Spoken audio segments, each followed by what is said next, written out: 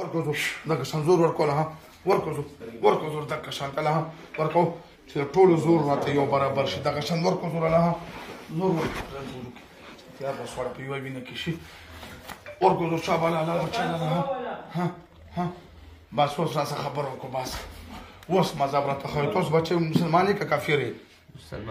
مسلمانان یو څو کسان یو ټوټل 14 واړه حاضر شوي دلته سره څومره وخت نه یو تاسو دلته 3 کسان او د سره څومره وخت نه یو تاسو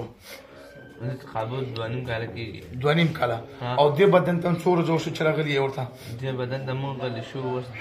د څلور شپږ ورځې اوس بیا واپس راغلي شپږ ورځې دغه له تاسو څه تکلیف ورکوي بس دغه د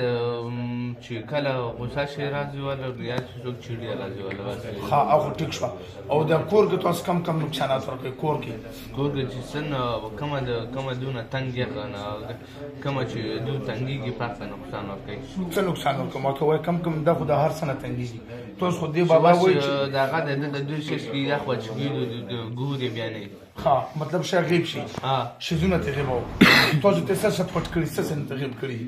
سم چې پټ کړی څنګه پټ کړی جو څو شیزونه وخه ماته سم ډېر خزمات څه پټ کړل اسمان څه شو اسمان واپس راوړې او دا اور چې لګوي تاسو اورم لګي دا اور څوک لګي دا اور بل کس دغه لګي او تاسو سره په دې 14 ملګرو کې اوس دلته نشته او دې خو لکه تاسو 14 ملګرو کې وکنه هغه ولې لګي هغه مسلمان نه دی هغه مسلمان دا پلار مسلمان دي مسلمان نه مسلمان کار نه کوي ها مسلمانان نه دي مطلب اوس تاسو موږ څه فیصله کوي اوس تاسو دې نه څه پټ کړی مطلب چې دوی تاسو نه دی ورکړي اوس هم سب موبایل مسله بس نور ورکړي تاسو دا پر دې کنه پر دې کور نه هجرت کوي کنه دې کور نه تاسو اوسې کنه اوسې کور نه او دې کور نه تاسو ځای که سزا مړن کندلتا بیا به دې کور ته راځئ نه بیا به داسې نقصانات ورکوئ دا لږ له خو یې ویزا کړي دوبۍ ته روان دی تاسو به ده باندې بېهوشي راولئ دردونه پرې راولئ تکلیف پرې راولئ دا به څه کوي دا غریبان نن سبا روزي دومره ګرانه ده هر څه به خو جو نو په دې ځای به ته پرې ځان به هر څه پرېږدو خو چې دې به اوس دا موبایل پسې شوی دی څو ورځې څنګه موبایل څه شوی موبایل چې موږ مات کړی دی کنه په دې باندې نشته دا چت شوی نه هغه خو مات شو بس هغه خو لاړو اوس دې څه غواړي چې موبایل داسې شوی موبایل پسې خفه دی دا خفه شي موبایل والي بس موږ به چې تللي بیا باقي ټایم ها موبایل څه شي موبایل ولا والي بل موبایل ولا والي نو چې وایي تاسو بیا ته ماته وایي تاسو دومره ډېر موبایلونه پټ کړي ورک کړي دومره نقصانات ورکو دا غریبان خو تاسو په دې وایي راول چې مطلب کور نه کډو کې کور نه وځي چې نه